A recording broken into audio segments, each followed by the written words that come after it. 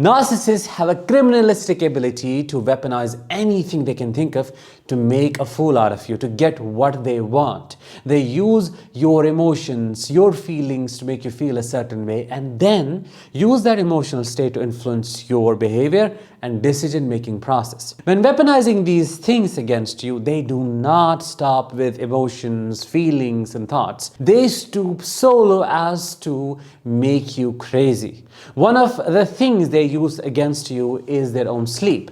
They will come up with issues they're having with their sleep, or they would sleep in a different place, or they would sleep early, or there would be a significant change in their sleeping patterns, and you may think they are having issues, or you may see it as it is presented to you, but behind your back they would be cheating on you. Yes, that is right. Narcissists use sleep to cheat on you and escape accountability. How? Let's understand in today's episode.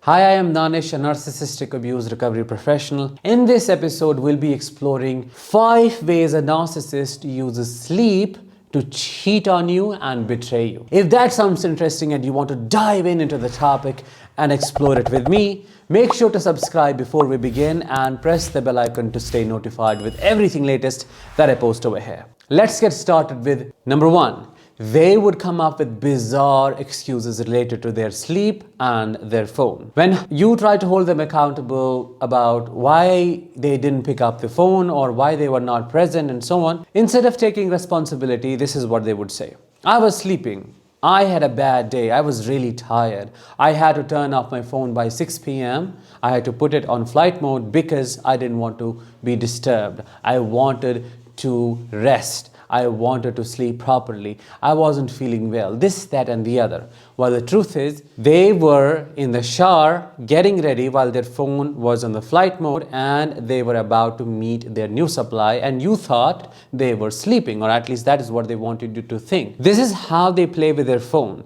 They would do bizarre things. They would redirect the calls. They would create these cycles, technical cycles, where the calls are taken through different numbers and ultimately returned back to your phone, and they would be unreachable. You would not know if they are there or if they're out of network, or if something happened to their phone. And they would come up with excuses like, my phone died, or I lost my phone, or this happened to my phone and that happened to my phone, when in reality they were treating the other person the way they treated you in the beginning. They were acting single if they are in a relationship with you, and they were just completely out of the zone. They had forgotten you, you didn't exist. They were just in the moment with this new supply, getting what they wanted. One other possibility, one other thing that they do is they disappear for hours in a stretch, and they would be gone. You wouldn't know if they're alive or dead, and you would be worried, calling relatives or friends,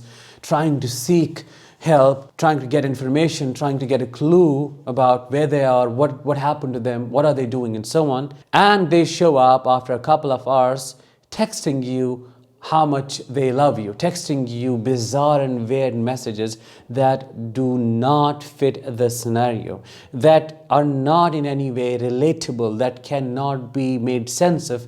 They may say things like, I love you, you are the love of my life, I can never live without you. Why?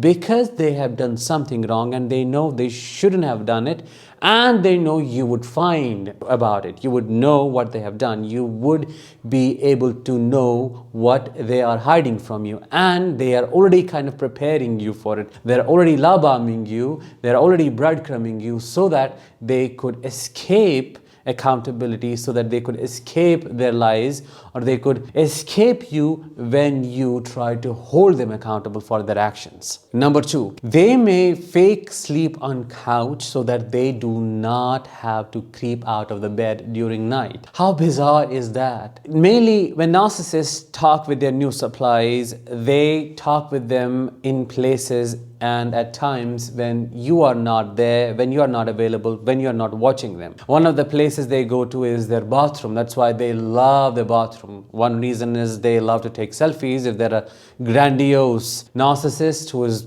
all into him or herself. The other reason is the bathroom gives them the privacy they need to cheat. It gives them the privacy to check in with the other sources of supply, which is why they spend hours in there. So they would fake their sleep on couch, and if you ask them to come with you to the bed and sleep with you, they would act all drowsy and all sleepy and would not listen and would pretend not listening, would just pretend to be deep asleep. And then you would go. When you would be gone, they would suddenly wake up filled with energy, texting these people without caring how hurt you would be if you find that out. So they would fall asleep, let's say in a pub or in a friend's house or in their father's house, and all of that would be a lie. They just need a place to escape with what they are doing. They need to escape with the cheating they are doing. They need to escape with their actions because they need to find a place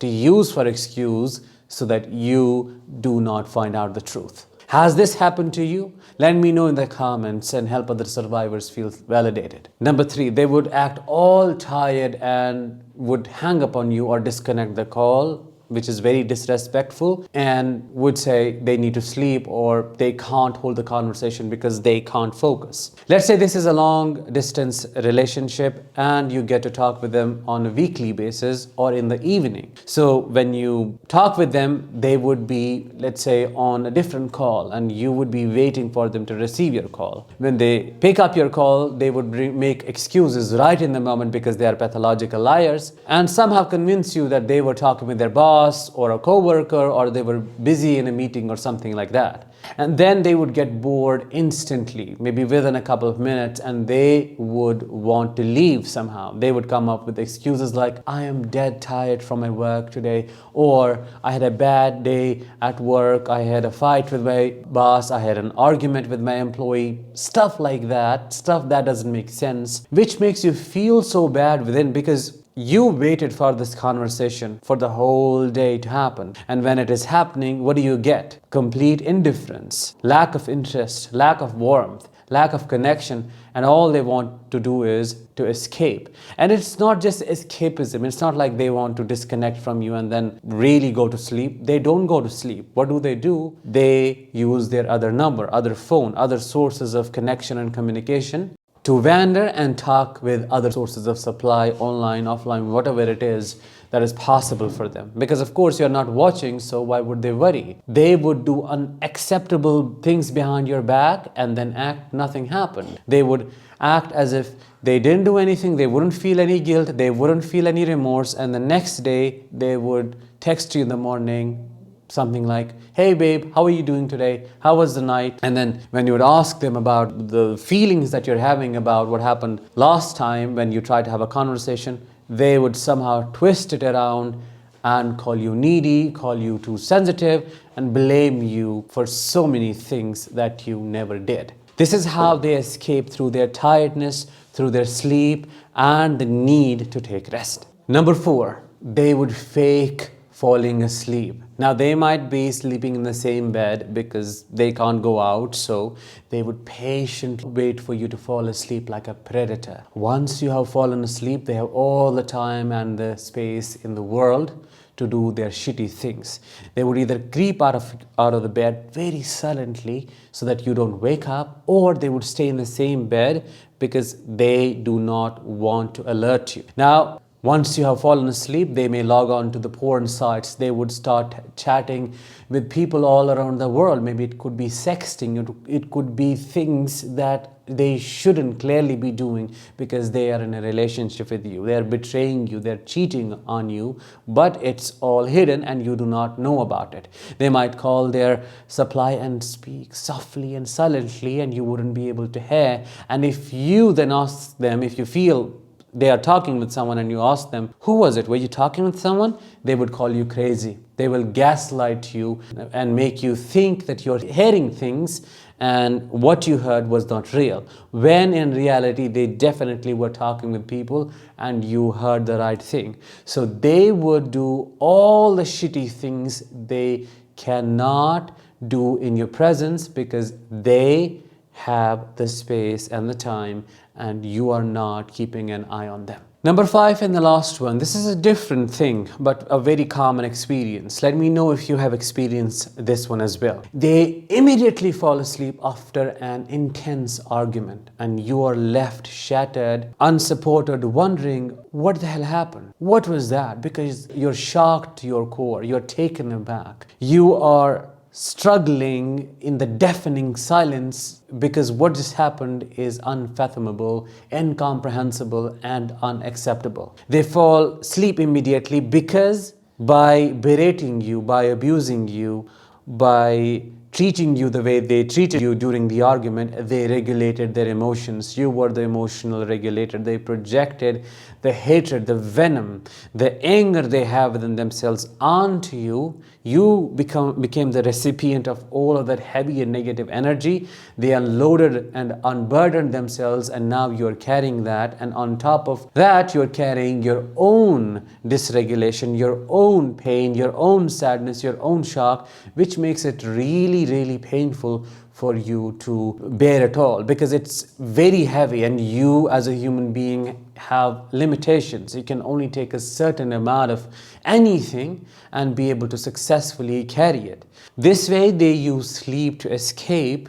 in the moment. They just would right away go to the sleep and would not care if you're crying, if you are in pain. They wouldn't wake up to check if you're okay or if they need to support you in some way. They wouldn't wake up to check in with you to see if you need to be relaxed or calm down. Of course not. Quite the opposite, and in a very cruel way, they would ask you to be silent and to cry in a lower tone if you're crying too loudly, because you are not allowed to express your emotions, and you are a nuisance. Your emotions are a nuisance, so you should keep them to yourself and you shouldn't bother them. If you're doing that, you have to be punished and you have to be pushed back. That is what they do. In a nutshell, they use sleep in so many ways to escape accountability, to escape the situation, to escape connecting with you, to cheat on you, to betray you, and to destroy you. This is what they do, and that makes them evil. If that is not evil, I don't know what is. I hope you found this episode insightful. If you did, let me know in the comments. Make sure to drop a like and share this episode with others,